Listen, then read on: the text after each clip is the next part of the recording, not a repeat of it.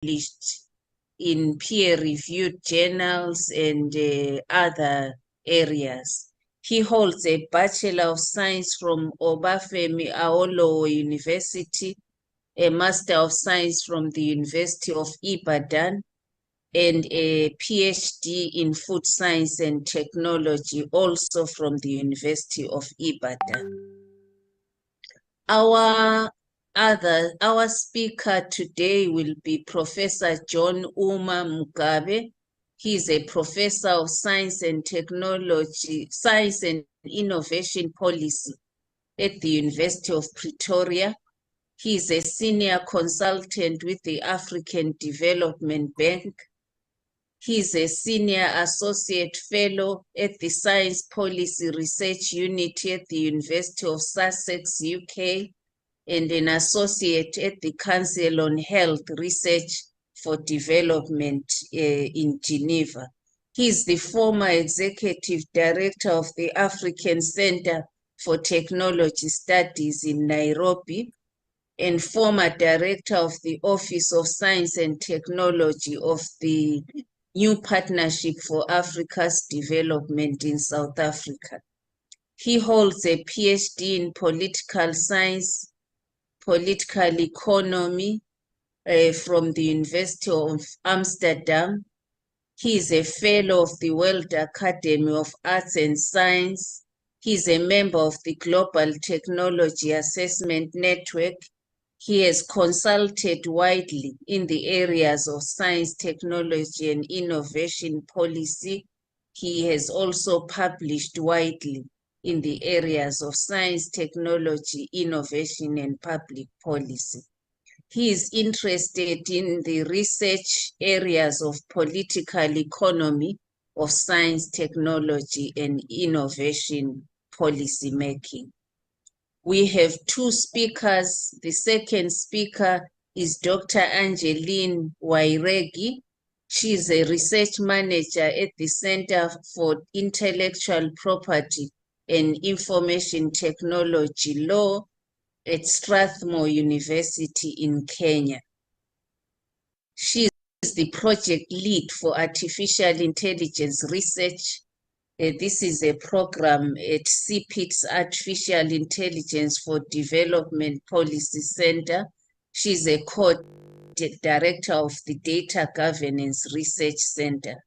She describes herself as driven, creative, meticulous, a research scientist with over 12 years experience in generating and using research evidence. She is interested in the means by which we can leverage science and technology to develop solutions to address the most pressing challenges facing the African continent. She's also interested in the intersection of emerging technologies, data, and policy in Africa with a particular focus on climate change and energy. She holds a PhD in chemistry from Utah State University in the USA. So I would like at this point to hand over to the Secretary General, Professor Olushola Bandele Oyewole, who will take us through the program. He will make some remarks and then take us through the program. Thank you. Over to you, Prof. Thank you very much, Madam Nodumo, and thanks for the introduction.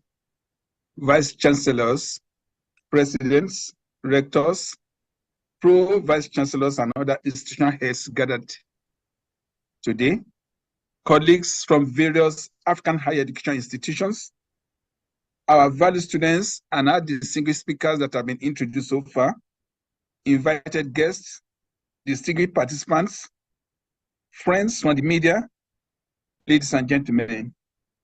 I warmly welcome you all to this high-level forum for African Vice Chancellors to discuss on artificial intelligence policy and governance, the role of government policies and institutional governance in shaping the use of artificial intelligence in higher education, including regulations, standards, and best practices.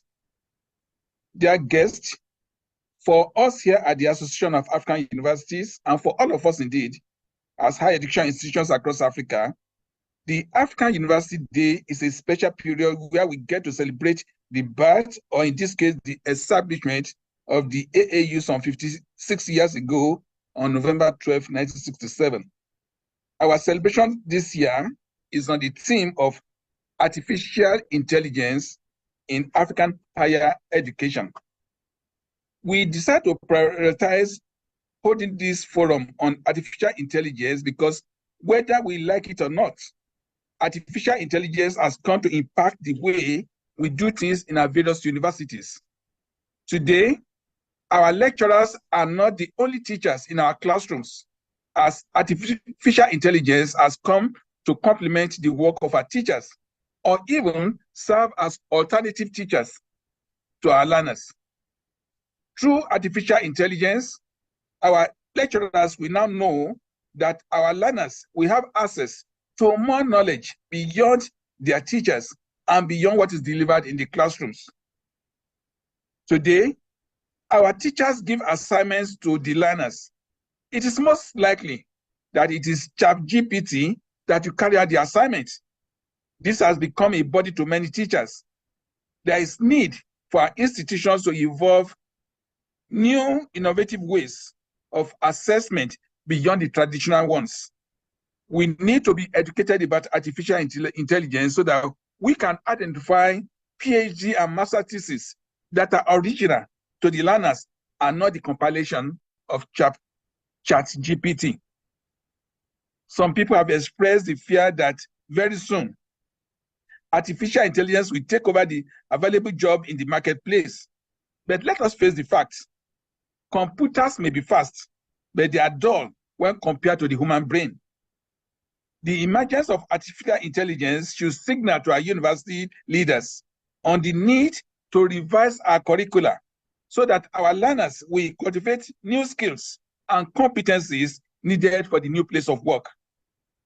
Ladies and gentlemen, artificial intelligence is already being used in universities and colleges, and these applications include chatbots, personalized learning platforms, and data analytics for student support. Our higher education institutions need to embrace artificial intelligence, and they should know how to leverage it while addressing the concerns. Indeed, artificial intelligence could help to improve students' learning outcomes, enhance administrative efficiencies in our various universities, and then reduce costs. The challenges associated with ethical concerns of artificial intelligence, data privacy, bias in algorithms, and job displacement need to be addressed head-on by leaders of our various institutions. As an association, we continue to be concerned about the use of artificial intelligence, and we believe that leaders in universities should be able to discuss this. And that's why our conversation of today is very important. I'm highly pleased to welcome Professor John Uoma Mugabe from the University of Pretoria, South Africa, and Dr. Ajlin Waregi from Kenya to share their opinions on this subject matter. Before I conclude, let me appreciate the over 180 people who are connected to this platform at this particular time, and to let you know that our conversation in this week will help to enhance the effectiveness of our university system in Africa. Thank you for coming. At this time, I will hand over to Professor John Mugabe for his presentation at this particular time. Thank you very much. Thank you. I hope you can hear me. Can you? Hello? Yes, Prof. We can hear you. Yes, I'm in a very noisy place. I'm actually in a hotel attending another conference by the African Union Very clear. There's no noise disturbing you. Just go ahead. There's no noise. You can't hear noise. No music No from. noise. You are very clear. Oh, okay. Okay. Yes, technology seems to be working. So I sent slides, and I'm going to request that, if possible, those are projected, put on the screen so that we can go through them.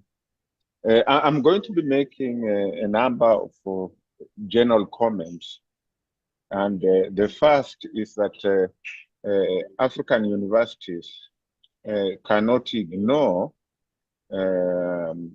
engaging, they cannot avoid engaging in the overall governance of artificial intelligence, whether it's artificial intelligence for education, artificial intelligence for manufacturing, artificial intelligence for health.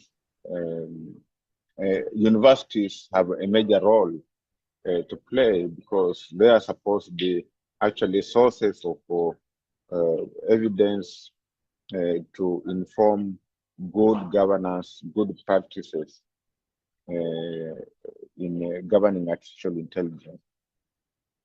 I'm also going to be making the point that universities, African universities, are relatively far ahead in terms of research in the technology or around the technology, ahead of policy.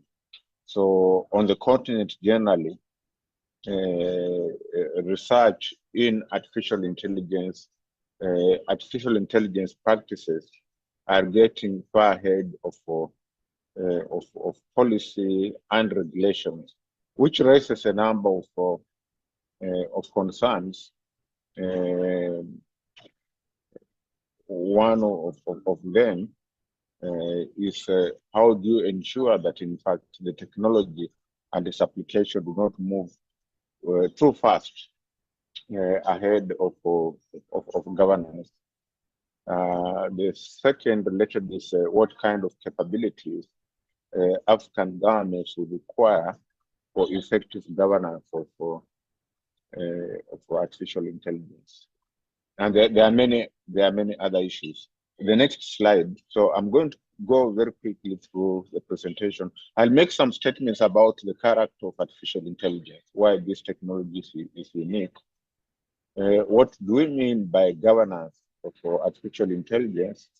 I'll then make some statements about emerging international policy and regulatory framework for governing artificial intelligence.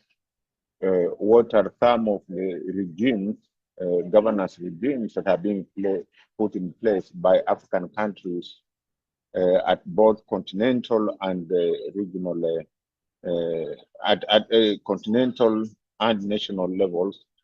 Then focus a bit on the challenges and opportunities of governance of artificial intelligence. How do we ensure that, in fact, the continent, the African continent, African people maximize benefit from the technology, from artificial intelligence, while in fact managing any real or perceived of risks. I'll then end by suggesting some recommendation for building capacity or capacities for good governance of artificial intelligence. The next slide, please. Yes. So just about the technology, I don't want to go into definitions of what the technology is, but generally, it's agreed that this is one of the really new cognitive technologies. Cognitive in the sense that it embodies human mind, thoughts, actions. So within machines, what sometimes called machine learning, there's now a new notion of machine doing. You have actually the cognitive aspects which are associated with human thinking, doing human ways of perceiving things, the big data. We feed into these machines our thinking, our ways of doing things. So it's really a cognitive technology, unlike most other technologies that are not cognitive. They rely largely on what we do. They don't operate without they operate based on what we decide them to do. But with artificial intelligence, we feed data into the machines, and the machines take over. So the artificial intelligence is, to a large extent, a convergence of many technologies. It's not actually a single technology; it's a convergence of many technologies. Most of these technologies are pervasive, with applications across sectors, with impacts across sectors. So, unlike the conventional old technologies, artificial intelligence is one that you can apply in health, in agriculture, in conservation, in mining, in manufacturing, in construction. So it's very pervasive in the sense of application, but also its impacts. The impacts of artificial intelligence are pervasive. They affect not just economic and social structures. They affect all aspects of human human life, and is pervasive in that sense. The next slide. Yes, this technology is very disruptive, and it's changing companies, changing economies in unpredictable, in a very irreversible ways, very disruptive. There are companies, there are jobs, there are actually social structures that are going to disappear if, again, the technology is not effectively, if the technology is not well managed. I think the other point to stress is that it's a very knowledge and information intensive technology. We talk of big data. Very few technologies today are as knowledge intensive, as information intensive as artificial intelligence. I think it's also important to recognize that the private sector, the Germany, the dominance is very pronounced with artificial intelligence. So it's one technology. Again, if there's no effective governance, that's going to be controlled by the corporate aggregates and government, civil society, all actors need to start putting in place effective mechanisms and instruments of governing artificial intelligence. And as all of us know, there is already a process within the United Nations about governance. There's even a discussion whether this should be a global treaty on artificial intelligence. Within the African Union, there is a major effort to develop Pan-African guidelines for artificial intelligence. And a number of countries, and I'll make reference to this, Rwanda, Egypt, and Mauritius have explicit policies for artificial intelligence. Many countries have frameworks that deal with different aspects of artificial intelligence, particularly protection of data. So there is increasing political and policy attention on artificial intelligence, but more needs to be done to ensure that we have the right policies and regulations. What do we mean by governance of artificial intelligence? Just briefly, By governance, we mean decision-making processes that ensure that the technology is developed in safe and ethical ways. The adoption and deployment of the technology are done in ethical, safe ways. So decision-making to ensure that countries manage the risks of the technology, just like all technologies, artificial intelligence will come definitely with social, economic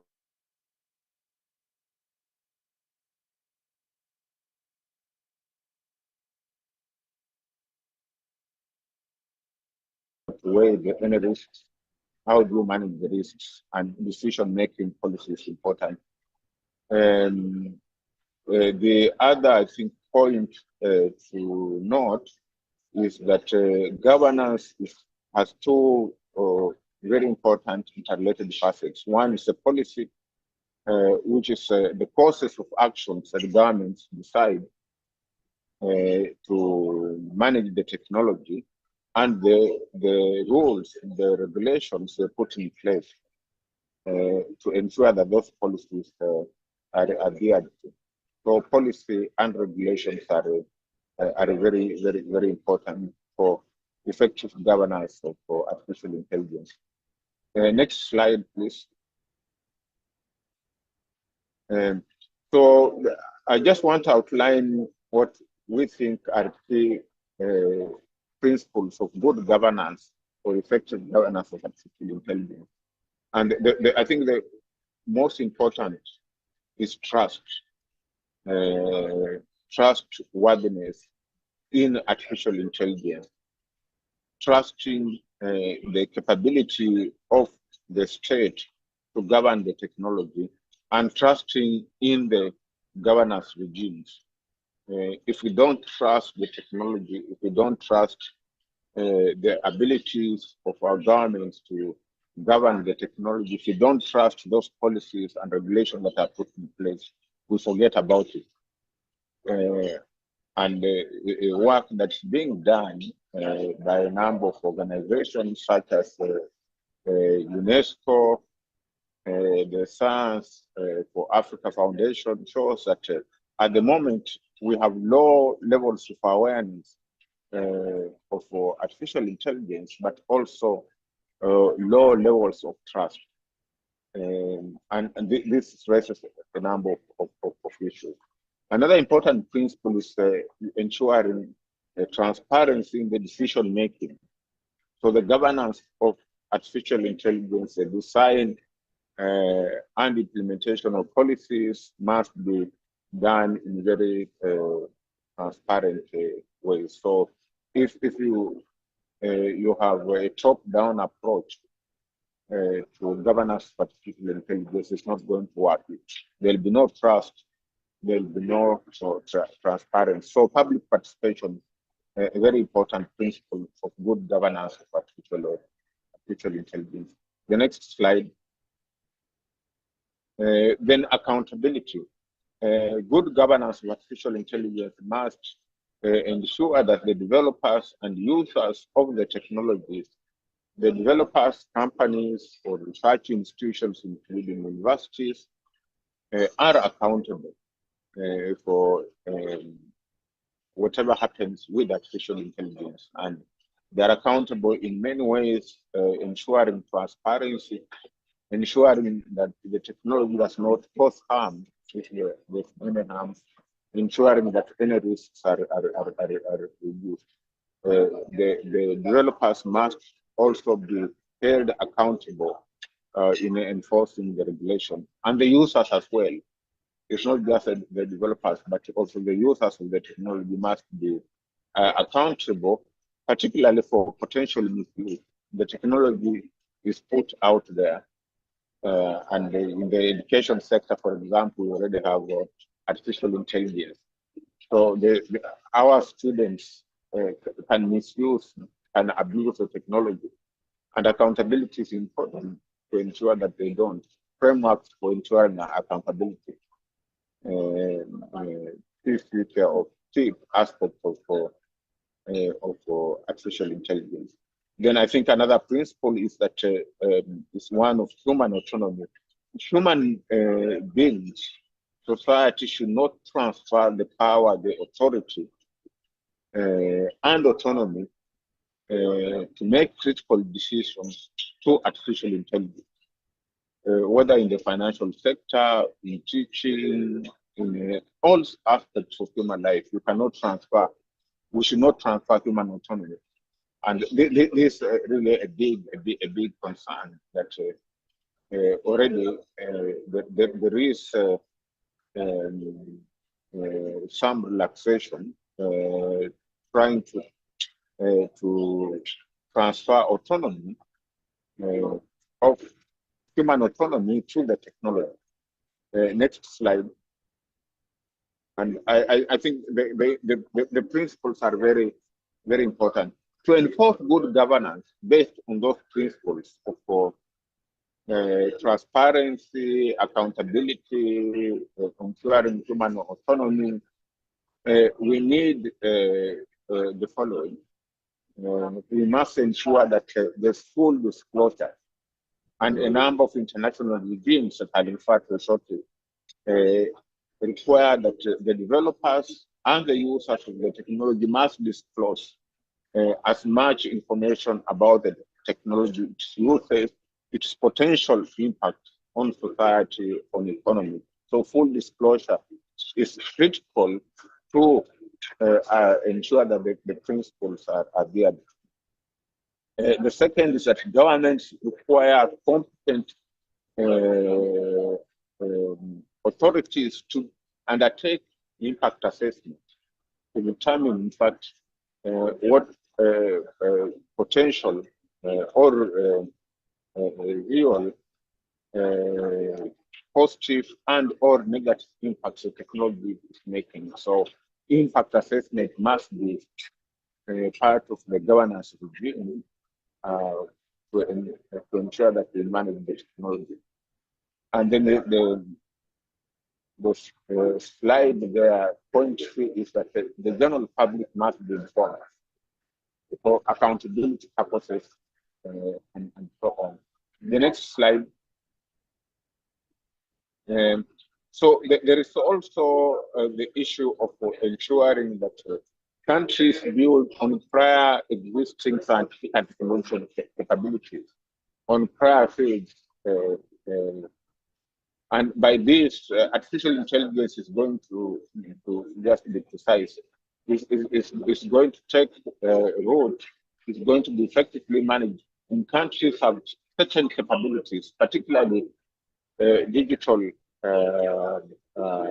information, digital transformative transformation capabilities. So ICT infrastructure matters, where other capabilities that are required, science capabilities. Countries that do not have strong science capabilities in a, for example, if you think of human health, if you don't have strong capabilities in genomics, your entry into artificial intelligence will be very constrained. If you are thinking of manufacturing, if you don't have certain capabilities for production, capabilities in the fourth industrial revolution, the Internet of Things, for example, you will not easily get into artificial intelligence, will not be able to manage the technology. So the point here is that you need to build on prior existing scientific capabilities to be able to manage the technology. Then you also require watching independent actors to manage the technology. Sorry, there's a bit of noise in my background. Then you need to use existing normative and rule-based governance instruments, policies, regulations. For example, you need public the public protection of data, personal data, but privacy of data protection laws. You need to build those. So you require a mix of policy instruments to effectively manage that. Next slide. So just a number of key regulations in health. We have WHO guidelines on ethics of artificial intelligence, and those guidelines articulate the principles that I referred to earlier on. Next slide. Then you have the UNESCO recommendations on ethics of artificial intelligence, and this I think where the universities need to be really concerned. In 2021, 2022, UNESCO member states, which are mainly UN member states, adopted the UNESCO recommendation that has those key principles, but it's also to prepare countries for artificial intelligence governance, ethics of artificial intelligence. And UNESCO has developed what are called the readiness frameworks for governing artificial intelligence. I'm on the UNESCO panel that has developed the readiness framework. So countries can assess themselves how ready they are to effectively govern artificial intelligence to ensure that there is responsible or ethical development and application of artificial intelligence. And the UNESCO recommendation is very critical. It's not unlike the WHO one. The UNESCO recommendation covers almost all sectors, social and economic sector. Next slide. Then you have the UNESCO recommendation on open science, which all universities sector which is all about, and they embody many of those recommendations. Now the issues are around open science. How do you ensure that in fact you have collaborative science at the same time dealing with issues of intellectual property protection, and you can discuss this better.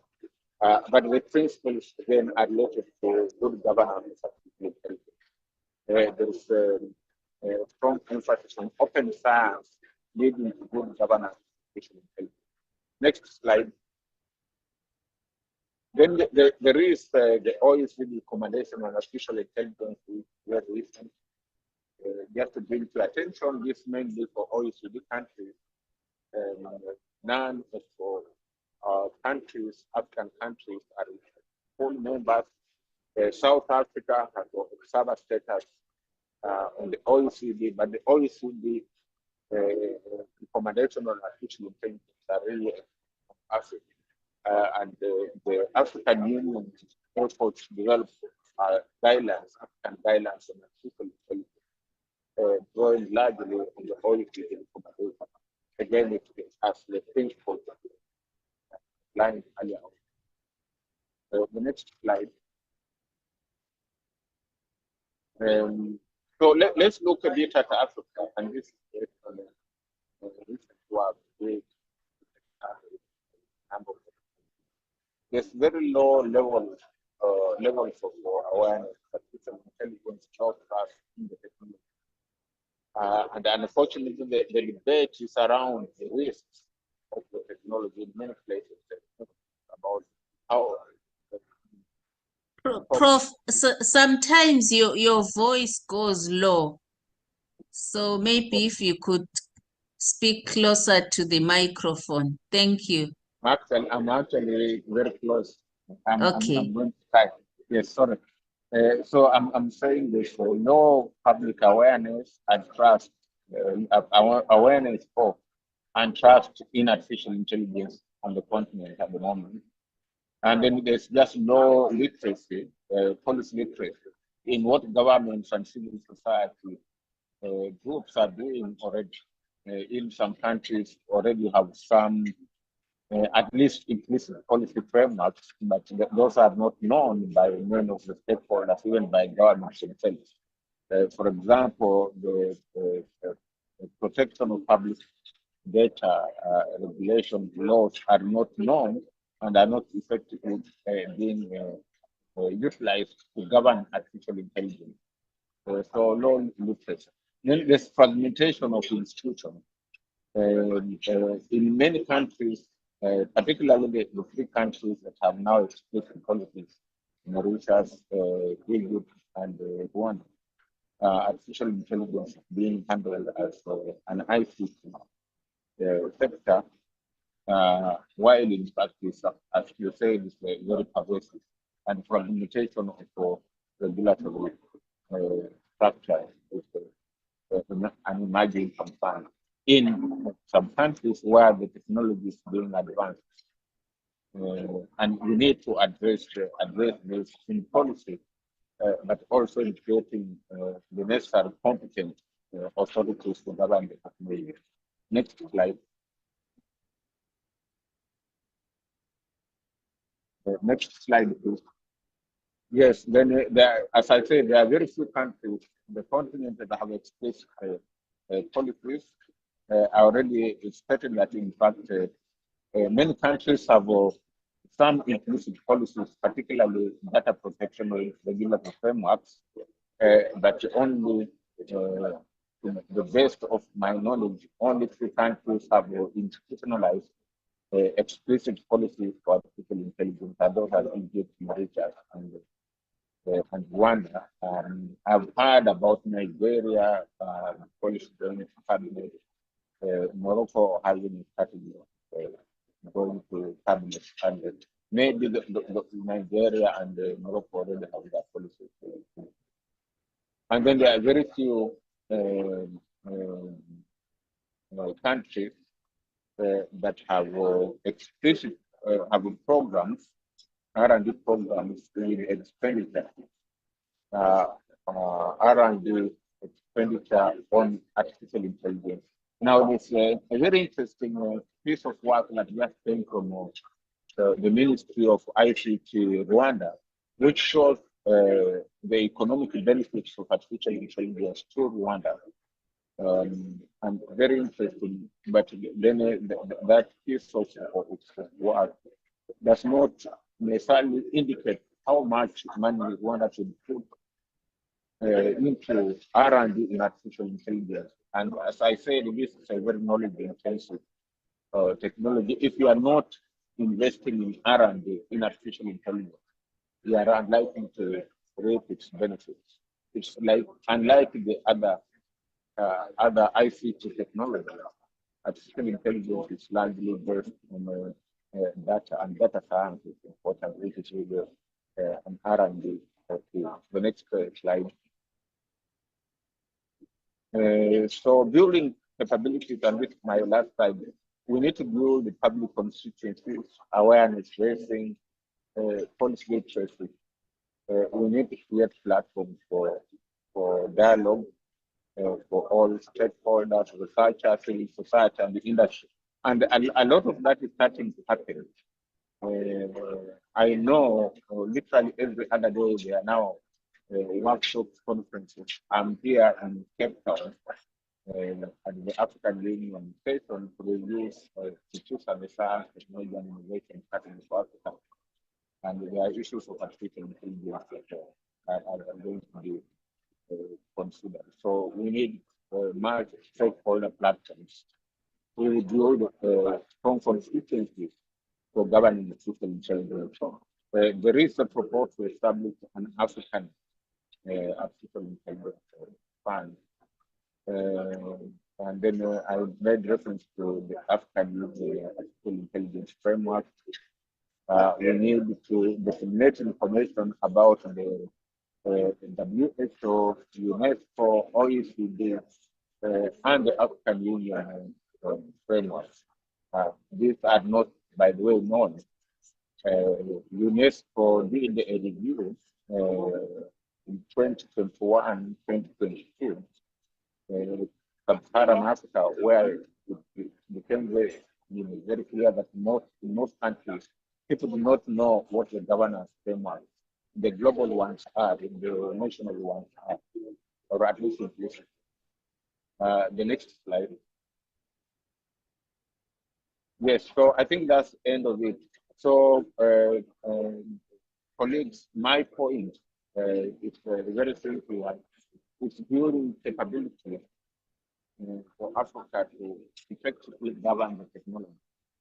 Universities in a number of countries, particularly South Africa, Kenya, Tunisia, Mauritius, the universities in some of these countries are doing relatively good, relatively intense research on artificial intelligence, and you can see that in terms, if you do the volumetric analysis, the number of publications from universities on artificial intelligence or related areas increasing, that in countries where there's no governance. So research is ahead of governance, the technology, procurement, development are ahead of governance, which is also an opportunity that we can use for R&D and practice to inform policy.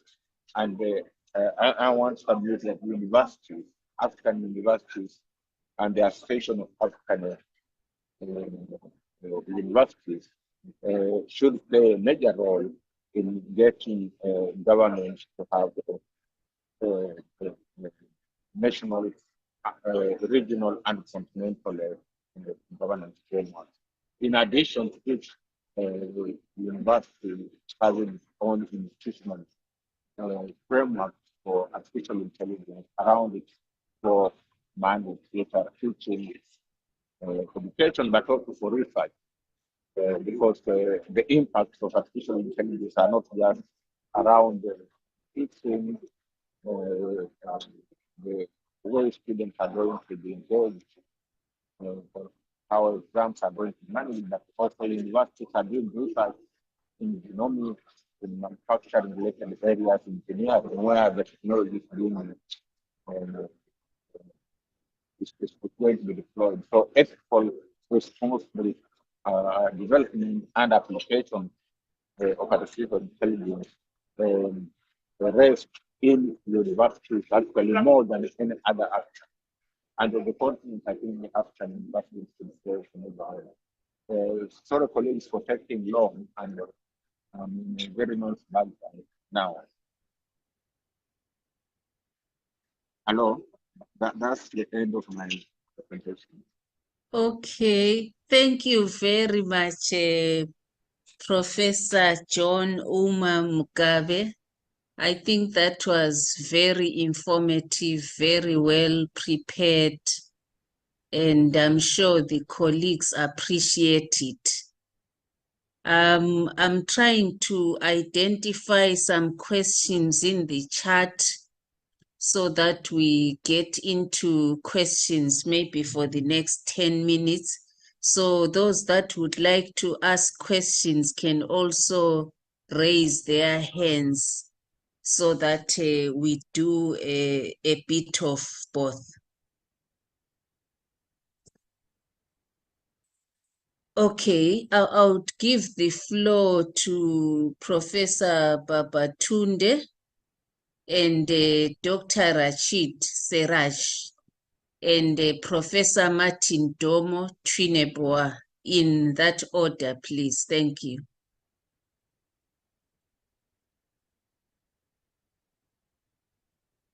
Okay, let me help you so that you unmute. Thank you, because yes, thank you very much. Yeah, thank you. Yes, I am Dr. Babatunde Lawal, an associate professor from Lagos State University of Education, Nigeria. My question is an enlightenment question. I want to know the relationship between AI and publications in terms of when you write and you try to consult AI to supplement your work and you submit such article for publication, reviewers will be saying similarity index is high and so on and so forth. And when you try to humanize such submission, you still have some challenges. How do we go around this as a researcher? Thank you very much. Okay, thank you very much, Professor Babatunde. The next one is Dr. Rashid Seraj, followed by Professor Martin Domo and Professor Abdullahi Yahaya, then Dr. Jaume Fortuny. Yeah. So after that, then Professor Mugabe can answer. I'm also taking down the questions. Yes. Yeah. Hello, can you hear me? Yes, please. We can. Well, thank you very much. I am Rashid Siraj from University Mohammed VI Polytechnic in Morocco. And I thank the speaker, Prof. Mugabe, for this brilliant presentation, very comprehensive. I have just a simple question, because he mentioned the development of the African Union artificial intelligence policy framework. But I was wondering on the scope for developing the framework. When is it predicted to be ready? And also related to that, my question is somehow, aren't we putting the cart before the horse, or vice versa, in all this? In other words, has Africa now developed enough applications for AI in all commercial sectors and for its development to start developing the regulation policy, or should we start with that? I don't know if my question is clear in that. I wanted to hear more about the prospect for applications. What will Africa get out of this before they started looking at all the bureaucratic side of it somehow? But I'm interested to hear the views about the framework, the AU framework. Thank you. Thank you very much, Dr. Rashid. Professor Martin Jomo Chinebo. Okay, good afternoon, everybody. I am Professor Martin Jumo Chinebua, the Deputy Vice Chancellor for Technology at Universidade Aberta, UNICED in Mozambique. When we talk about AI is now the big elephant in the room when it comes to IT research. But as Madame Nodumo said in her opening remarks about some latest news about some countries trying to get a forum to discuss AI, it is now getting into the sphere of policy and national interest. So if we are not careful, whatever research we are doing in AI is going to get buried in policies. So in order to get AI a footing, we need to also look at the research in the other way around. How do we counter the abuse of the use of AI? Because when internet came into use, people did not take into consideration the abuse of the internet. Now it is a runaway train, and companies and states are spending billions of dollars to control this runaway train in terms of hacking and security and all those things. So As we go along with research in AI, we should also focus on research to mitigate the abuse of AI. Otherwise, all whatever we are doing are going to end up nowhere. Just like good research projects like the stem cell research and other research which got buried because of policies. So thank you. Thank you very much, Professor Martin. I would give the floor to Professor Abdullahi Yahaya, and then we will pause for Professor Mugabe to respond before I give the floor to Dr. Yogesh and Dr. Gambo Yusuf. Yeah, thank you. Let me ask you to unmute, yeah. Thank you. Hello. Good afternoon, everybody. Correction, I'm not a professor. I'm just Mr. Abdullah. Student. I can hardly hear. Hello? Yes, if you can speak up, thank you.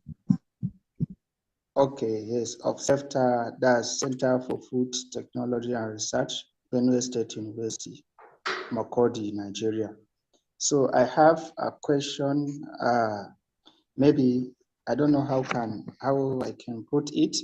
How can we apply this artificial intelligence for developing of local production in terms of agricultural activities that is being carried out outside the cities where insecurity of kidnapping and the rest, because it's to say like a drone for you to in some like farms, very large capacity farms, they need maybe drones in terms of spraying chemicals and what have you. So now, if you take even common motorized sprayers to farm, so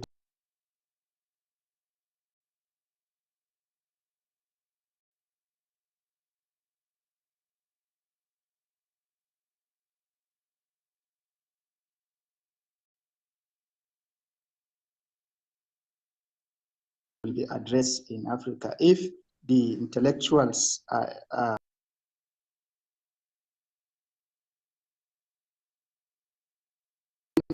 or advancing in this AI, so the local content for us to get the raw materials in industries will be very difficult because of this insecurity. Thank you so much, sir. Yeah, thank you so much. I think we will allow Professor Mugabe to respond. There was a question on the relationship between AI and publications, a question around the African Union Commission AI policy framework, its scope, what the timelines are. Are we not putting the cart before the horse? Have we developed enough applications in Africa to be talking about policies at such a scale? Then Professor Martin, I think it was a comment, but he focused on AI is the big elephant in the room. We made mistakes maybe when internet was coming in. Now internet is a runaway train in terms of hacking and security issues. Could we focus on research to mitigate the abuse of AI? Then the last speaker spoke about, are there possibilities to apply AI to agriculture while addressing security issues in places like northern Nigeria? Over to you, Professor Mugabe. Thank you. Thank you, and thank you for the questions. I hope you can hear me. Yes, Prof. Yes, we can. I'm actually now, there's a lot of noise in my background. Just a quick not answers, but comments on questions and also comments that have been made by colleagues. One is the use of artificial intelligence to generate publications. I think it's an ethical issue. Even without this technology, there's a lot of unethical issues regarding publications by researchers, and we all know those. So I'm not sure that the artificial intelligence is going to necessarily worsen the situation, may, but there's no evidence that. It also has to do just with again, ethics. What ethical framework universities put in place, publishers put in place to ensure that you don't use or actually misuse the technology to get all kinds of publications. There are also issues to do with the use of the technology to even peer review publication. It's a big, I mean, it's a big issue. So my own response is going with one, universities, publishers, reviewers need to have a clear ethical guidelines and assessment system to make sure that it's not, you don't get into abuse of the technology. There was the question about the putting the cart before the horse. I mean, I think that's a right place to be. My own view is that we need the policy and technology to co-evolve. The technology should not be ahead of the policy, or the policy should not necessarily follow. But we also don't want to put policy in place without the technology. So by the analogy I give to my students, is where you don't have cars, but you have robots or traffic lights. So a country does not have cars at all, but has traffic rules and robots. We're spending money on policemen to manage the robots or traffic lights, but there are no cars. But when you have cars, you need traffic rules, you need robots or traffic lights. So co-evolution of the technology with the policy. And there's a very good literature now that demonstrates that, in fact, as you develop the technology, you need governance instruments and mechanisms. And that's what is happening now within the UN. The Secretary General of the UN is appealing to start developing a global framework, if possible, treaty to govern artificial intelligence based on this. The technology is already moving, but we don't have policies. And we need policies that not restrain the development of the technology, but assist to govern the development and use of the technology. So my suggestion there would be one about co-evolution of policy and the technology, so that one is not left behind. And there are ways of doing it. The African Union process, I don't have the lot of information about it, but what I know is that it's an expert-led process. There are concerns about it. It's not adequately environmental. It's not much straightforward. And it's what has been produced so far by the African Union Commission is almost like an issues paper. It's not a governance framework. And this afternoon we are going to do, I'm sure we are going to be discussing this later at this meeting that I'm attending here in Cape Town to review the science, technology, and innovation strategy for Africa 2024 and get into developing a new strategy. The issue of, I think an important point which I want to emphasize was made by one of the colleagues is about research on risk and research to govern artificial intelligence is very important. So you can do research, develop the technology to apply the technology, but you also need research to ensure that you govern the technology appropriately, and that's why impact assessment is important. As I noted, one of the principles in artificial intelligence is ensuring that you have one of the requirements for effective governance is ensuring that you have a competent authority for impact assessment.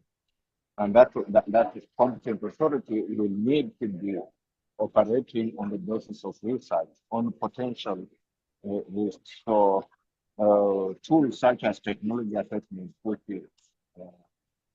enable a country or an organization to assess the risks and benefits of the technology are very important. I think the issue of application in agriculture is straightforward. I want just to emphasize that unlike many other technologies, artificial intelligence is pervasive, so the applications are not just in agriculture. The same technologies applied in health, in manufacturing, in conservation, and which essentially offer opportunities. In agriculture, I think there are going to be issues to do with the convergence of artificial intelligence with other technologies such as gene editing, genomics, and biotechnology. And there you have a very complex ethical issue because you are dealing with code, and code is ethically sensitive. So just like in health, we will have a lot of ethical considerations to address. The United Nations Food and Agriculture Organization is embarking or has embarked in the process to develop guidelines for application of artificial intelligence in agriculture. So I think that's, I'm not answering the question, just my comments on the questions that were raised. And okay, thank you, Prof. I think I'll have to run very soon. They are signaling to me that I need to. Okay, how many more minutes do you have? Maximum of 10. Okay, I just want to take 3 questions and then you can answer them, then we can go to the next speaker. So can I ask Dr. Yogesh Awashti and Dr. Barham Idrisu, Professor Bai Blyden, those 3 questions in that order, and then he will answer them. Thank you. Thank you, madam. And thank you for the wonderful presentation. I have one question because I'm working in Africa University, Zimbabwe here as a dean of the college. So because, in the whole world, there are 2 types of people. One is a consumer and other is a developer. So what is your idea? Because we are, as African countries, we are very good in use of technology. But what is the position of African continent in AI tools development, and how we can enhance those tools for improving our nations also? Because consumption of the tool is not only a solution, we should also be a part of the development. So what is your suggestion for those frameworks? Thank you. Thank you so much. The next speaker, please. Yeah. Yes.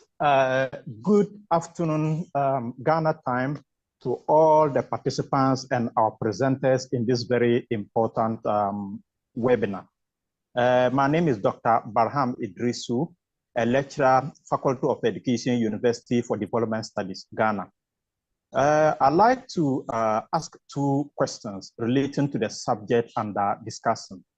The first question is, I would like to find out from the policymakers and those of us in academia, how can we as academics in Africa leverage the opportunities that AI presents to us as researchers in African universities without compromising the quality of service and ethical issues in our various universities? Number two, how can we also employ AI to improve on the quality of research we are supporting to generate in our various universities to improve the quality of teaching and learning and the quality of research we are conducting without a violation of ethical issues and others? So these are the few gray areas I would like my professors and vice chancellors to be able to support us so that if they can throw more light on that. And thank you very much for the opportunity. Yeah, thank you, Dr. Idrisu, Professor Bai Blyden, and then Dr. Gambo Yusuf, and then we close. Good. Yeah, well, thank you, and good afternoon to everyone. First of all, I'm not a professor. I come from a family of professors, but I'm not one myself. My background is in power engineering, the design of power plants and power systems, and for many years, I've been working on a model that I consider, I call it the African Development Knowledge Engine. And the opportunities we have with AI are so enormous, but the real opportunity is in use it for training at this time, where because of the data that exists in our own reality, plus the call it the power that AI affords, we can create an environment where our own data is generated and simulated. In other words, we should be embarking on a massive simulation training.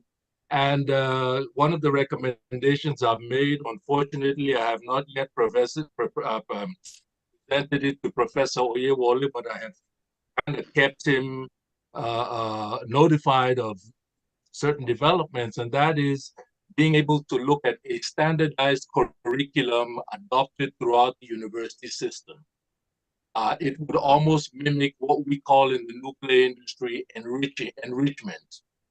By doing that, everybody's speaking from the same template, and that template can be found in a study that the Electric Power Research Institute has done in the United States. It's still ongoing, but basically they're looking at the impact of all these new technologies on economies through the year 2050. And the basic thesis I'm suggesting that we align ourselves with that program because it was supported by 200 institutions from around the world, manufacturers, universities, and so forth. And out of that, derive a standardized curriculum that we can all jump on and that's applied to your own African reality. And there's a lot more detail, and hopefully with time, I'll be able to present it in more detail. But with AI and everything we have now, that becomes our decision support system to accelerate development, training. Thank you so much, Mr. Blyden. Thank you. Dr. Gambo Yusuf. Yes, I'm available. Yes, we can hear you. Oh, that's beautiful. Good afternoon, everybody. Our distinguished vice chancellors, our presenters. My name is Dr. Yusuf Gambo from Adamawa State University, Mubi, Nigeria, Northern Nigeria. I'm so interested in this with the presentation and all the contribution made by our participants. My only worry is in line with what Dr. Yogis has said. Our framework, as far as AI is concerned, should not only look at regulations, but also look at the possibility of making us to be developers, because Africa has been seen around the world as a dumping ground. And I'm sure that with the coming of AI today, we can leverage the opportunity given to us by AI, especially in the academia, whereby we'll be able to use it to be able to improve, our research improve our curriculum development. So my suggestion and my fear is, how do we inculcate this framework into our curriculum to ensure that we have a robust curriculum that does not just make us to be digital immigrants, but we want to be digital migrants, people that can be able to use the AI. And of course, looking at what we have today, the kind of students we have that are smart enough has gone beyond even some of the lecturers, outlive the experience of the lecturers we have in the Nigeria, especially in African universities. So how do we bring into our framework in such a way that our lecturers, our research persons in the university are also up to date with the current happening around AI in education and AI in different.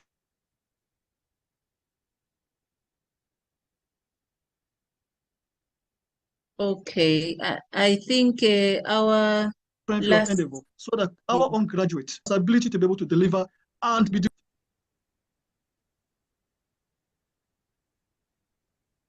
Okay, Dr. Gambo Yusuf, I think we got the gist of your question. Professor Mugabe, are you still around? Maybe he's had to drop off. No, I'm just about to drop off.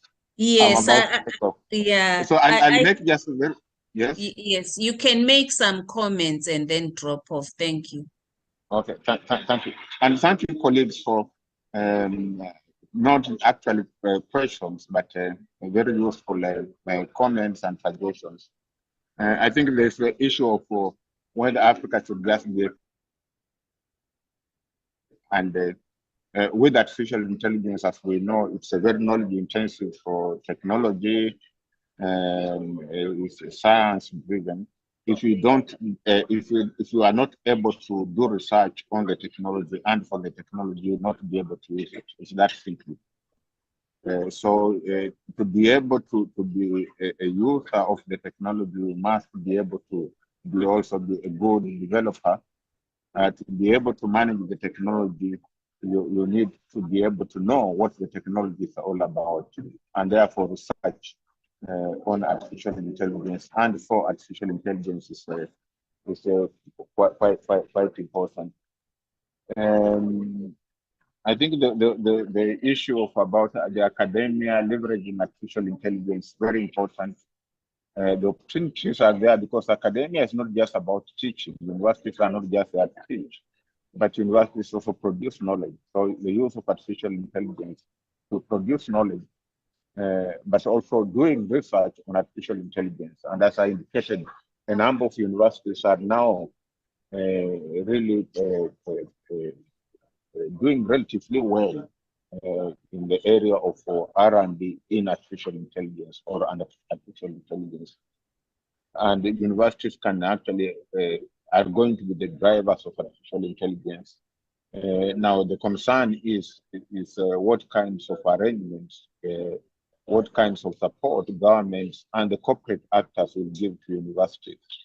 And some of us argue that, in fact, soft instruments, particularly public-private partnerships, are the way to go. On Friday, there was a big meeting in Nairobi, and some universities were represented, organized by Microsoft, and we focused on this kind of issues, partnerships between academia and the industry to advance artificial intelligence in Africa. So I think those are my comments. Just my last statement is that universities must provide leadership, intellectual, technical leadership for good governance, effective governance of artificial intelligence in Africa. I'll end it at that. Yes, we thank you most sincerely, Professor John Mugabe. We know your schedule is busy, but you sacrificed to be with us. So thank you very much. Allow me, please, to ask Dr. Angeline Wairegi to take the floor She's a research manager at the Center for Intellectual Property and Information Technology Law at Strathmore University in Kenya.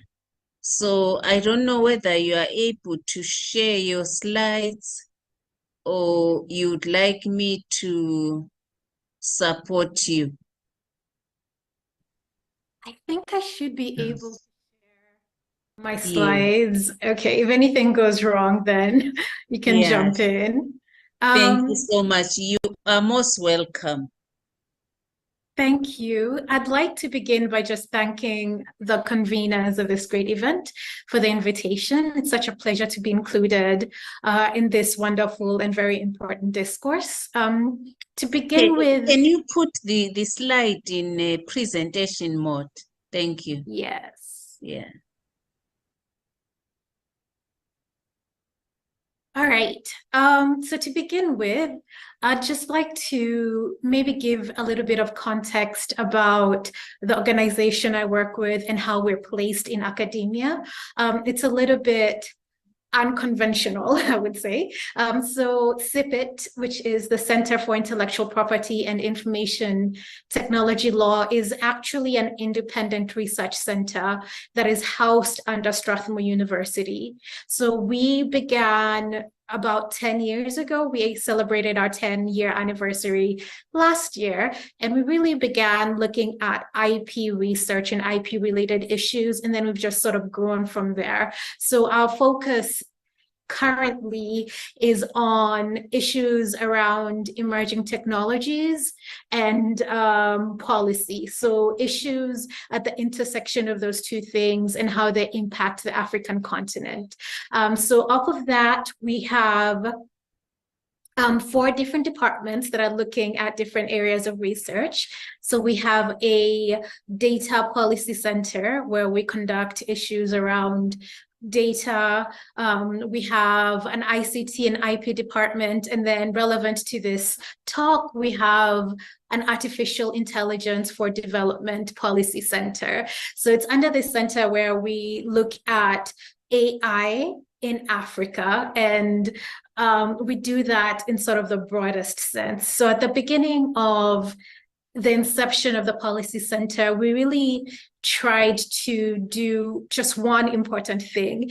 And this has kind of been touched on by different people in the audiences. So at the beginning of our life as an AI for D policy center, we really wanted to establish if there is an AI ecosystem at all in Africa and what that really means.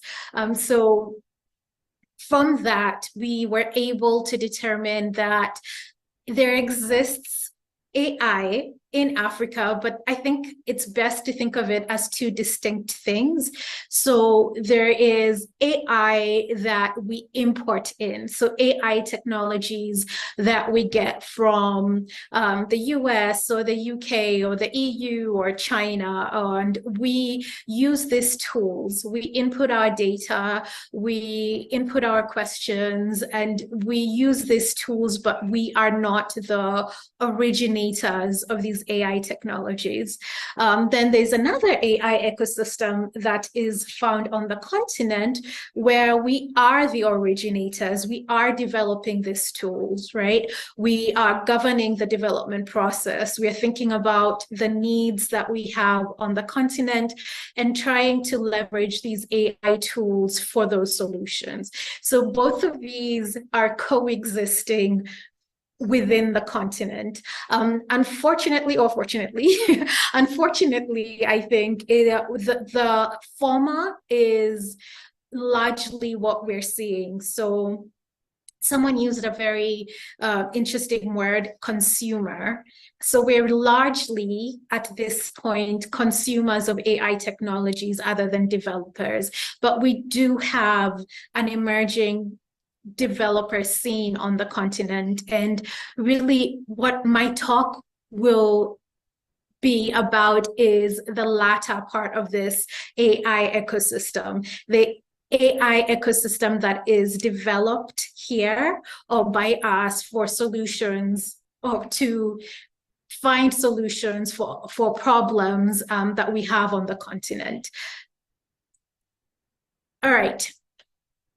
So AI, we already have discussed AI is. In simplest form, AI technologies are really tools that can think, right? They are tools, they're still human-enabled endeavors in that we are the ones who set the parameters of what we want these tools to do. But what is really interesting and unique and exciting about AI is that if it is trained, it can then go ahead and learn from that training and move a step further, right? So AI has predictive abilities. If I had to give the two most important qualities of AI, like why do we care about AI at this time? It's one, its ability to process a large amount of data. And two, its ability to look at that data and identify patterns that we might not be able to. So those are the two biggest qualities that make AI such an important tool. Now, AI has been billed as the solution to honestly everything under the sun. It's the silver bullet that will cure all and eliminate all that ails us, especially when we talk about the narrative that we're seeing around AI in Africa. It is still very much at the techno-optimism stage, where we believe that by leveraging these AI tools, we'll be able to find solutions, or at least mitigate some of the problems that we have on the continent. Now, that could be true, that could not be true, but I think the concern here is buying into that narrative without really critically analyzing it. The concern here is not only importing the AI technologies, but also importing the narratives around those technologies without really assessing whether the impacts of these AI tools on the continent will be largely positive or will negatively affect us. So I think the number one thing that we really need to do just throughout this talk is just keep in mind that we really need to look at AI from the perspective of Africa and the perspective of Africans. So we are a unique continent with unique characteristics, unique demographics, and unique problems. So we need to apply that lens when we're talking about AI and not simply copy and paste the narratives around these tools that we've seen from other places, mainly the big three, the EU, the US, the UK, and China, I guess the big four now. So that's the first thing. All right, so at CIPIT, what we're really doing is we're trying to understand what this African AI ecosystem looks like. And I believe it's Dr. Awashi who asked whether there is actually an African AI ecosystem, or we're simply consumers. And Professor Siraj also touched on this a little bit, whether we have applications the continent at all, or have sufficient applications to even start talking about governance structures around this applications. So the first thing, as I mentioned, when we started the AI for D Policy Center, was really understanding, is there an African AI ecosystem? And at the crux of that is trying to define, what do we mean by African AI? Right, so the first definition, or the first characteristic, is just AI in general. So African AI has to really align with what AI is in general, right? So it is a technological tool that has cognitive abilities, as Professor Mugabe said, right? It's generated with algorithms, whether that's machine learning, deep learning, neural networks, whatever it is, but there are certain technological parameters that all AI sort of falls under. The second characteristics we wanted to look at is it's African AI if it's developed by startups or by developers within the African continent. Or it's developed by startups that are maybe in the diaspora, but mainly made up of Africans for African problems, specific for African problems to be used specifically in Africa. And the other thing was we wanted to make sure that at this time of this project, that these companies, the startups, these AI technological tools were operational, and that the companies that we were looking at were also operational. So this is how we were defining African AI. So the first thing we did to understand whether African AI was a thing was to map, well, do we even have AI applications that are being developed on the continent or developed by African developers, even if they're in the diaspora, for our unique set of problems and for use within the continent? So we did a mapping and we discovered, I think, 3 really important things. One, unlike AI applications, let's say in the United States, the AI tools or the AI technologies that we're seeing developed in Africa fall under 4 very narrow sectors. Largely, the tools we're seeing developed are being developed for the health sector, the agricultural sector, education, or fintech.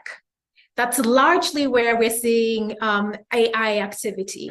And it kind of makes sense, right? So if we're looking at AI development across the board, what we're really seeing is AI being leveraged to be used sort of like a stopgap measures, or to be used as a bridge for some missing resource, whether it's infrastructural, whether it's a human resource, whether it's some other kind of thing. So we're really seeing these tools being developed sort of as stopgap measures. So it makes sense that these 4 sectors would have the highest AI activity. The other thing that we're seeing is that AI activity is concentrated in a couple of areas in Africa. So broadly, we see AI activity to varying degrees in the southern regions of Africa, in the eastern regions, in the western, and in the north. So the central region of Africa, seems to be a bit of a dead zone, for lack of a better word, as far as AI activity. In those other 4 regions, the rate of development, or even just development in general, really, really varies from country to country. So if you look at West Africa, for example, majority of AI activity is concentrated in Nigeria and Ghana. If we look at East Africa, we see a lot of the activity concentrated in Rwanda and in Kenya. So really what I'm trying to say is that it is not, it's not homogeneous, it's not standard. You just have these pockets of AI activity, and the reasons for this really vary, right? It's either lack of digital infrastructural capacity. AI development takes up a lot of computational power, it requires a lot of digital infrastructure. So if that's not available, then that will really hamper development. So whether it's knowledge capacities, right? Do we have people who are capable of actually developing these tools or not? So AI activity is varied. In terms of adoption, adoption strangely mirrors the development in terms of like activity. So the areas where you have high AI activity in terms of development, you also tend to have high adoption rates for these tools. So if you would like to see more about the AI applications in use, I should mention currently, this is a very dynamic tool. We are continuously updating it. But if you would like to see more about this, you can go to the CIPIT website, and I will also provide these tools to our host, this PowerPoint to our host, so you can have access to it as well. So the answer to the first question, is there an African AI ecosystem, after this mapping, was a definitive and definite yes. So we are developing these tools, and I think even more importantly, we are adopting these tools. Whether it is the ones that we're developing or the ones that are being imported in. So we are utilizing AI. The next thing we try to understand is, if we do say there's an African AI ecosystem, who are the players in this? Who is powering AI development, AI adoption? Who is regulating, if any regulation is taking place? Who is adopting these tools? And what is the impact, if any, from these different stakeholders and their interactions?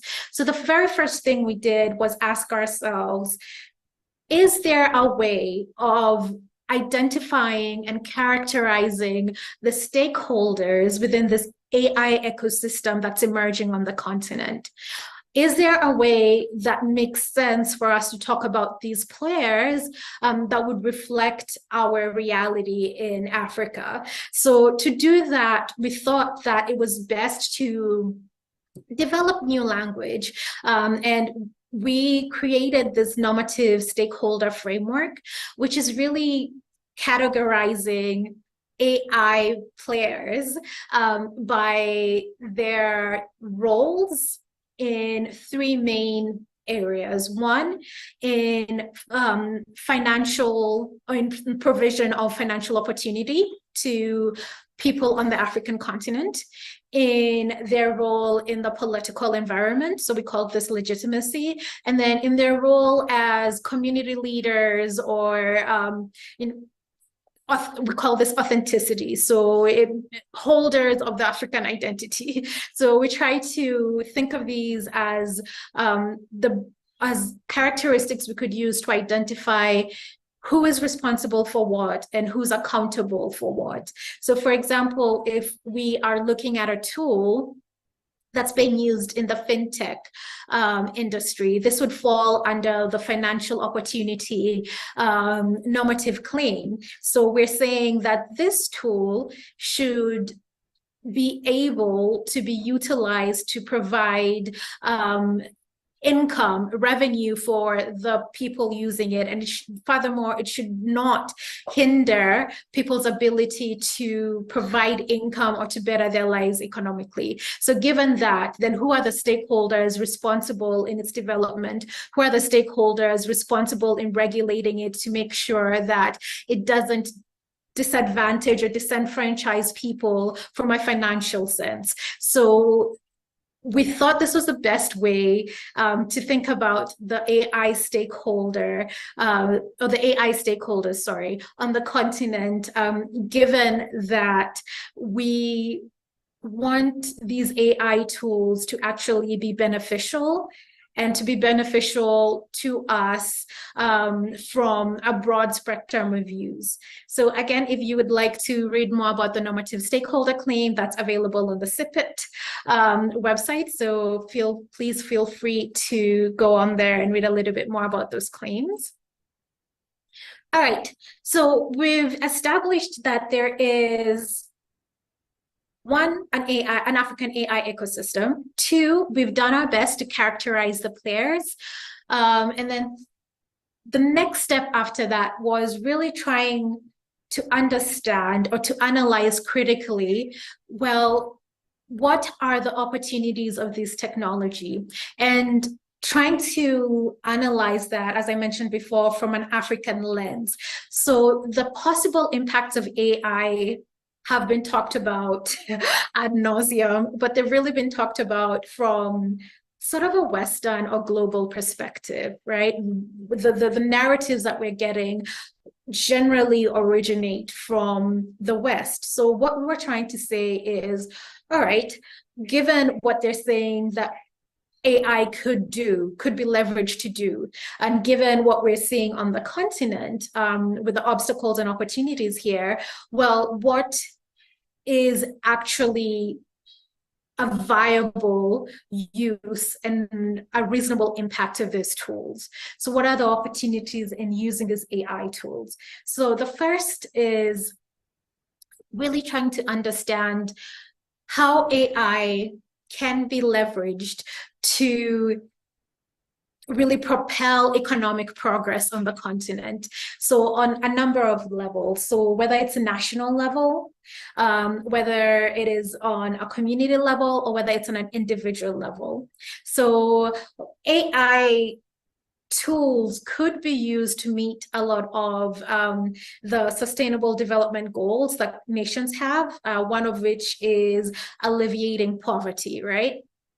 So I was actually having a conversation on how Bangladesh is actually already using AI tools to analyze poverty levels across its borders in a very dynamic way. So they can identify factors that would either increase or decrease, the income generation capability of the nation and how that would affect its people. So you can use AI tools in such a way to allocate financial assistance from the government to different regions of a country based on the predictive ability of these AI tools.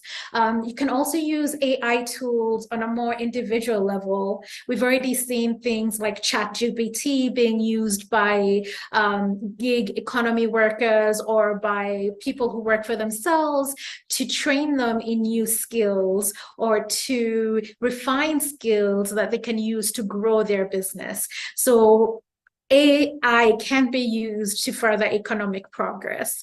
There's also AI developed in Africa could be used to provide contextualized solutions to the problems that we have. So I want to emphasize here really that it's AI developed in Africa, or data training sets that are developed here to train AI tools, maybe developed elsewhere. But really the crux of this argument is we need tools and data developed here to really provide solutions that are on a granular level applicable to us. So a good example of this is climate models. So we have climate models already in use, and climate models can be used for a number of things. One, mitigating the effects of climate change. Two, helping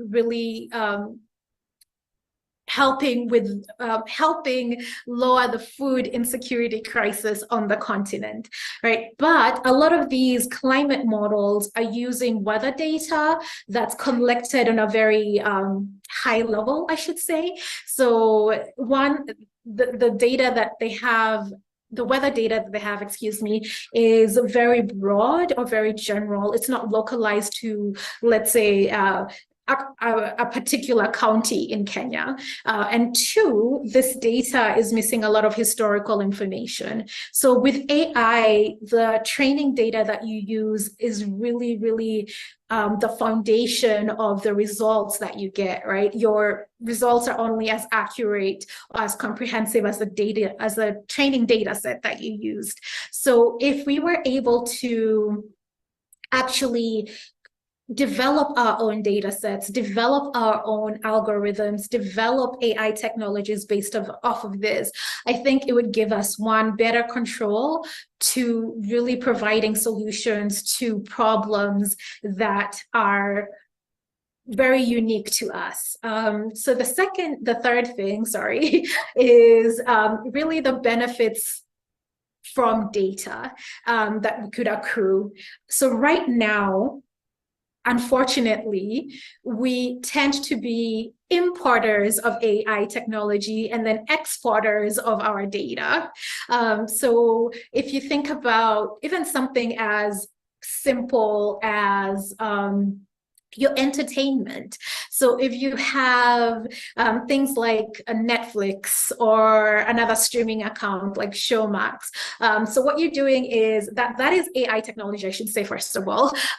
All those suggestions of what you should watch next are, predictive analysis from AI tech. But what we're doing is when we input that data is going to an external party, and we really don't know, we don't really want to know or have much control on what happens to that data afterwards.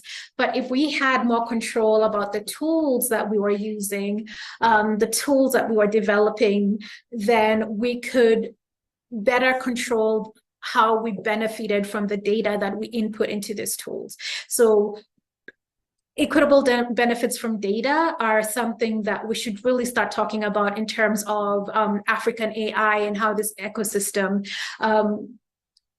develops going forward. And with that, we also have the conversations around data sovereignty, right? If you own that data, then you have a lot more leverage on what you can do, or what can be done, or how you can really use that data to your benefit. You have a lot more bargaining power. So I think that's something that we also need to have discussions around. So there are benefits around these tools, but I think the conversation needs to be, how can we contextualize these benefits, and how can we make sure that these benefits are equitable to all and are inclusive for all?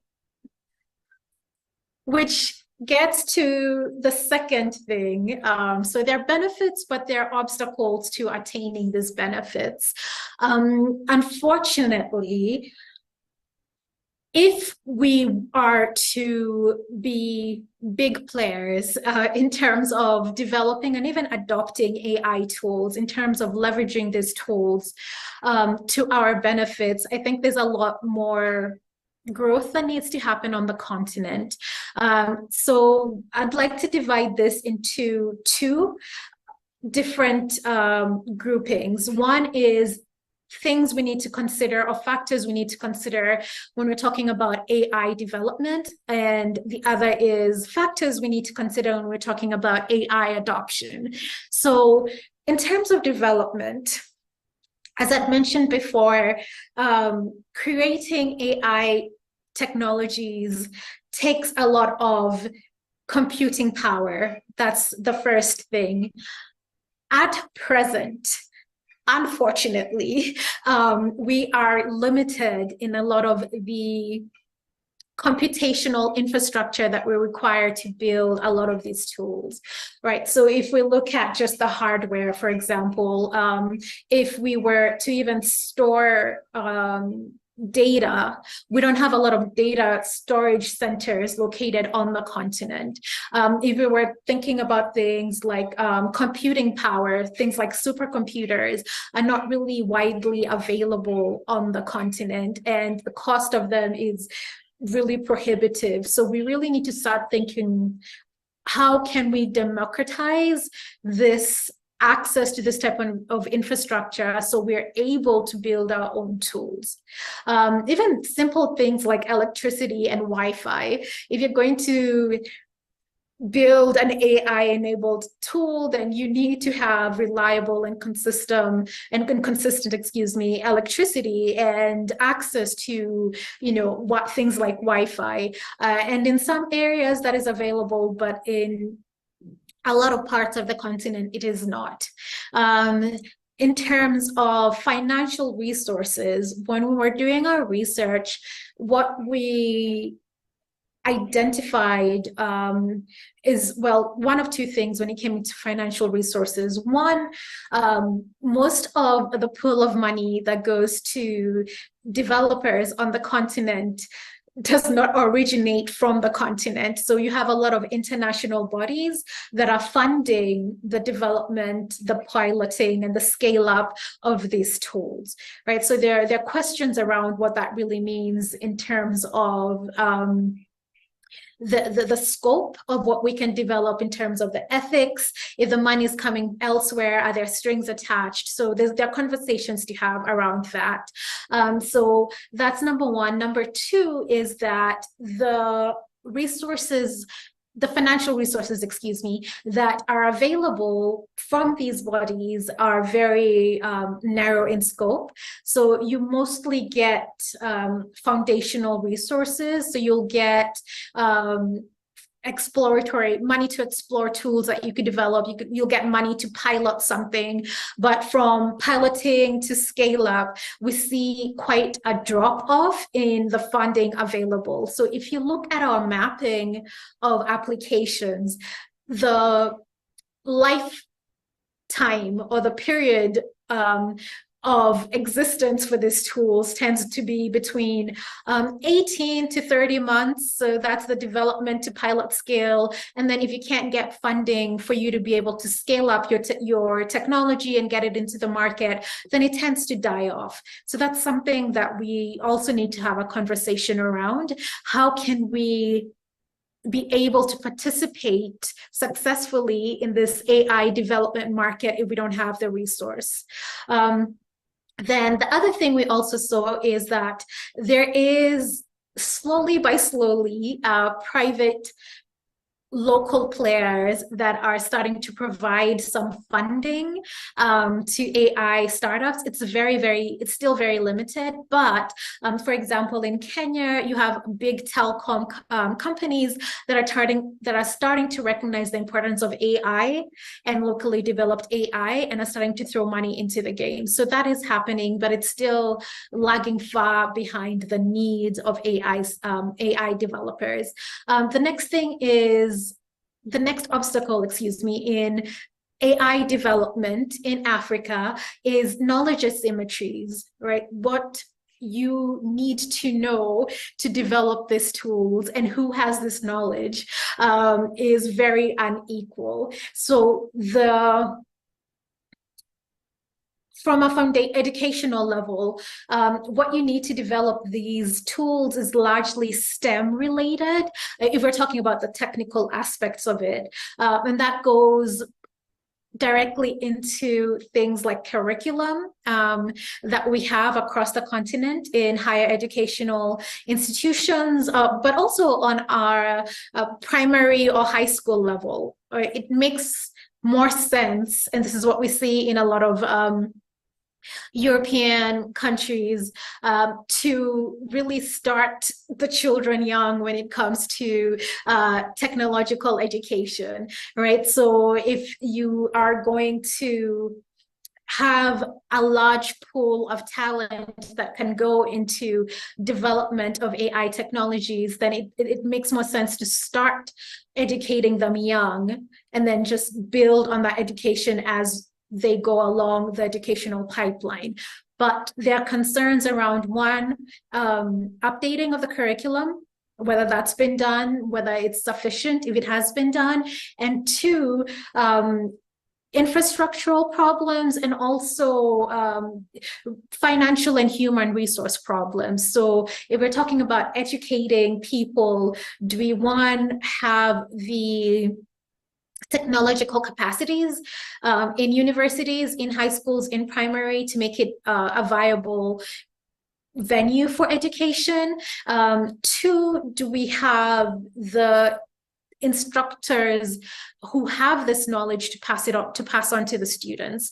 And then the third thing is, when it comes to education, what we've seen in our research is we tend to work, or there tends to be silos, right? So the universities are teaching what they're teaching, but then industry is saying this is what we need, and they're not speaking to one another. So when you have graduates entering the workforce, there's a misalignment between what they need in terms of, one, the digital economy, development skills, developer skills, and what they were taught universities. So there isn't a communication between the academic body, the industry, and even government, who sets a lot of these national educational strategies. So that's a conversation that needs to happen as well. In terms of knowledge asymmetries as well, we need to talk about the rural-urban divide. What does it mean? Excuse me, Dr. Wairegi. I think we have 5 minutes before The session yes. ends. Yeah, thank you. I'm nearly done. I'm nearly done.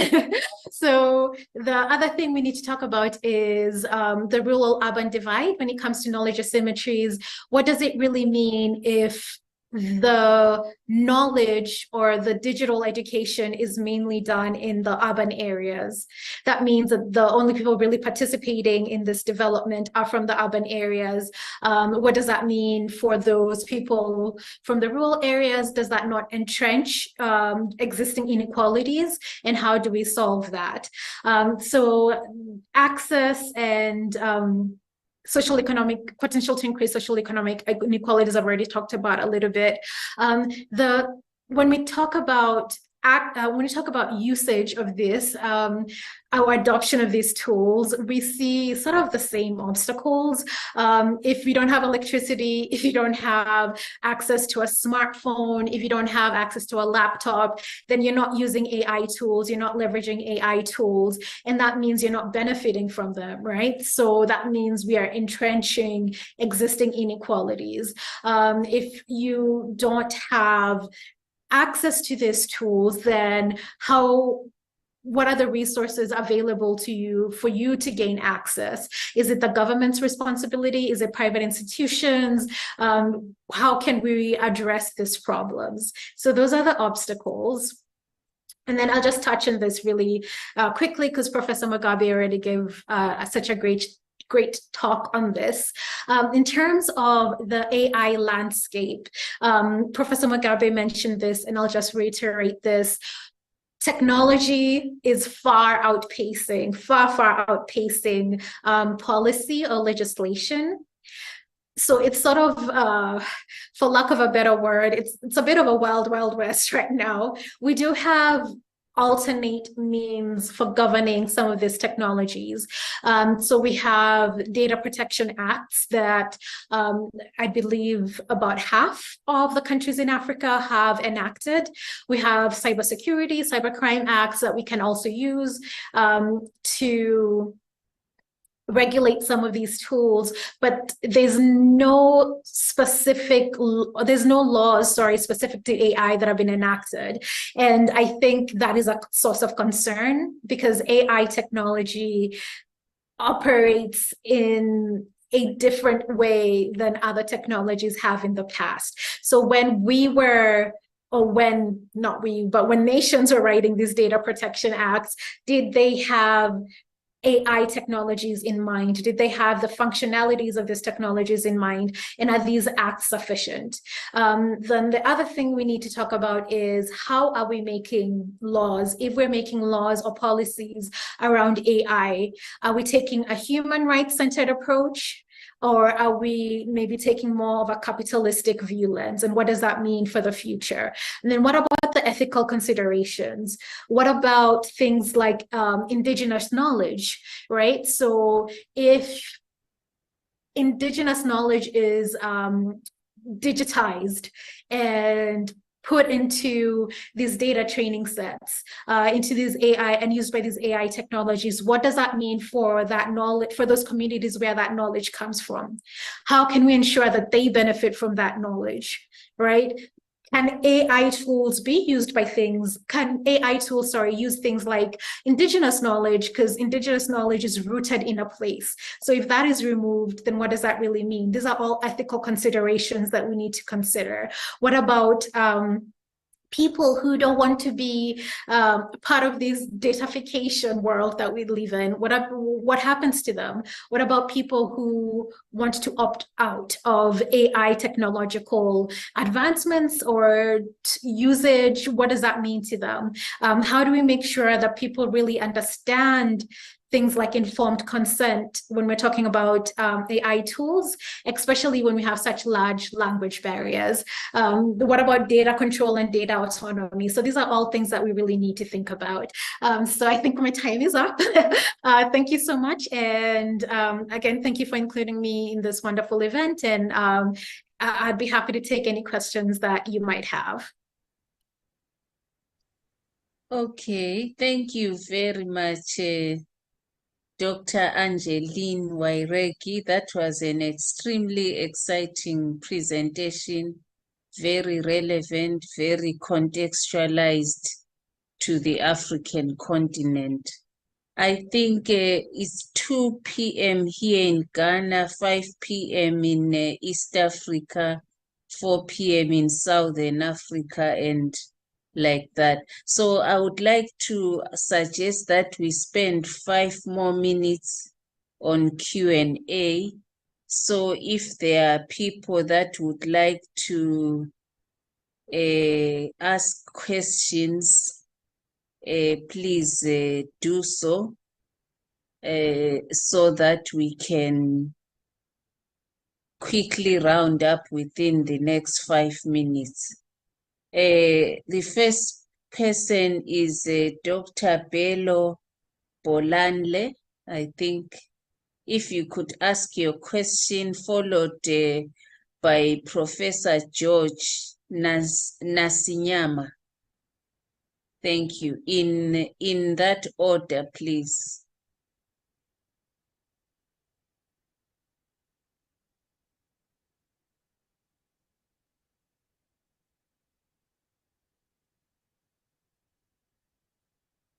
Dr. Hello. Bello, I think if you could proceed, please. Okay, thank you, ma'am. Thank you. My name is Dr. Bello from University of Ilorin, Faculty of Education. My question is on this AI and its relevance to we in teaching profession.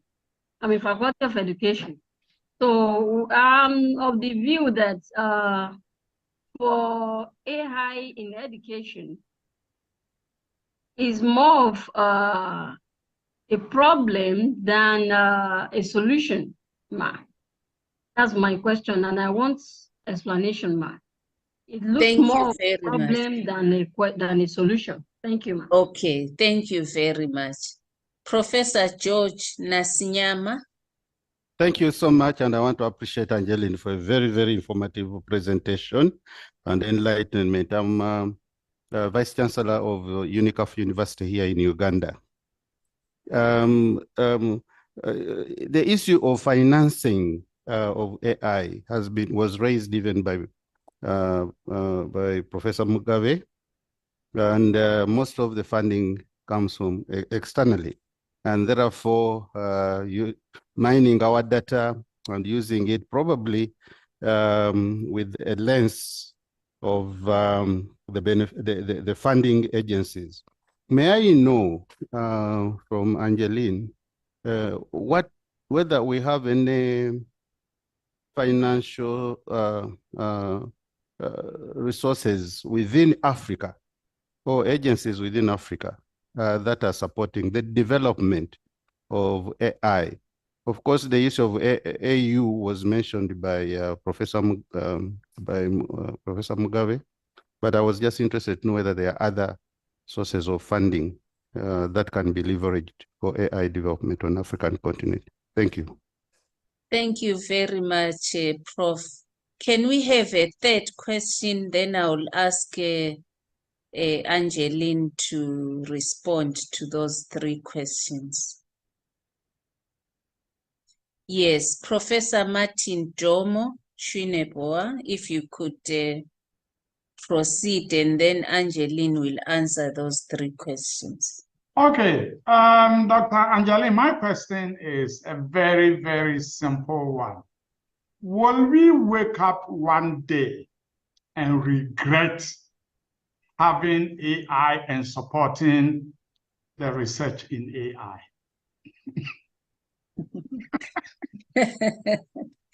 Okay, did you get all those 3 questions, Angeline? Yes, I did. Thank you.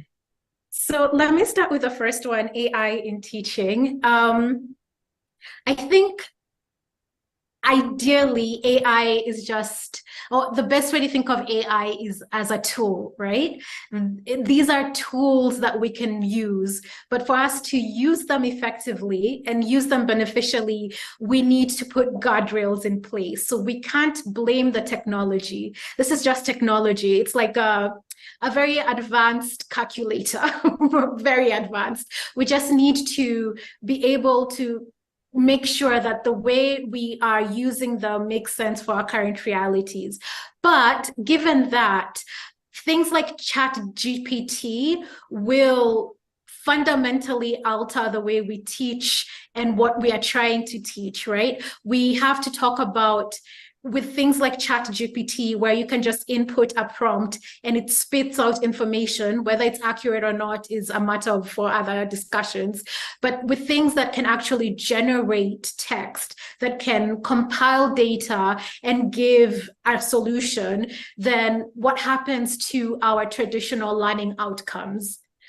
It can't be that we want someone to learn about the history of Kenya anymore because they can just go to ChatGPT and it will tell them they're not learning anything. So we do need to think about the way we are teaching and what that means on a fundamental level moving forward, and that what that means in terms of learning outcomes and what that means in terms of assessments, and then how we can integrate AI technology into that. So I don't think there's a way to stop the integration of AI tools or like ChatGPT into the education system. We just need to know we need to figure out how to live with them, fortunately or unfortunately. I don't know, I'm hoping that answered the question. So problem or solution, I'm saying neither. It's just a tool. We need to figure out how to use it. So it's a solution. In terms of resources available for AI development, I think in local, you have small pockets of resources that are available, mainly from technological companies. So like I know here in Kenya, Safaricom, for example, is supporting AI startups, right? So I'm sure it's similar in other industries, but it's still largely financed either by big tech companies like Microsoft or Google or IBM. But that's sort of what we have available. I have not, and I could be wrong, but I have not heard of an instance where government bodies are really jumping in and saying we will pay for XYZ to be developed and we will fund this research and, you know, like fund the piloting and the scale up of this tool. I really haven't had that. So right now, the biggest available pots of money are from international bodies like big tech companies, from NGOs, and then on a smaller scale from private technological companies within a country. And then AI regrets, well, I think that train has left the station. I'm not sure we can do much about AI at this point. We can't stop the train. So we just need to figure out how we can leverage it. So one, Africa is not just a passive player, like we've been with a lot of revolution, sorry. So we don't want to be passive players. We want to be involved in the global discourse around AI. We want to be involved in development of these tools. We want to, one, make and set the agenda for ourselves. I think the real concern is that we are sort of following behind what the West or what big tech says, and we're not really thinking about the needs that we have and the impact that it could have for us, because we don't have the leverage to make that argument. So we really need to make sure that we have a seat at this table and we're pushing our agenda and making sure that our voice is being heard. I mean, we might regret AI, I don't know. 30 years from now, maybe the robots have taken over and we're like, this is a really bad idea. But for now, we need to make sure that we are leveraging it to the best of our ability and to our benefit. Okay, thank you very much. I think there are no more questions. I would like Professor Olushola Oyewole to close us, and I would like to thank you very much, Dr. Angeline Wairegi. It was an excellent presentation. I think we had very, very good speakers today. and this Vice Chancellors Forum benefited immensely. I see hands from Professor George Nasinyama and Dr. Bello. I don't know if they are new hands or you are in agreement with me. Okay, they are just clapping to show their appreciation. Thank you. May I hand over to you, Professor Oyole? Thank you. Yes. On behalf of the Association of African Universities, it's really my pleasure to thank Professor John Wama Mugabe and Dr. Ajlin Waregi for very informative sessions that we've had with them today. Really, I can see people asking questions how they can develop their own AI policy. I think it's time that institutions in Africa develop their own AI policy to guide the utilization of this new technology. Just as Ajmin said, the train has already taken off. Africans cannot afford to be left behind. Let us get connected and be part of this great move. I want to thank all our participants, and I look forward to greater conversation on this issue of artificial intelligence. Thank you very much. Before we go, if people could switch on their cameras and we can take a picture for this session. Yeah. So currently I'm on page 1. So if you could please, yeah, I'm done with page 1. And then I'm going to page 2.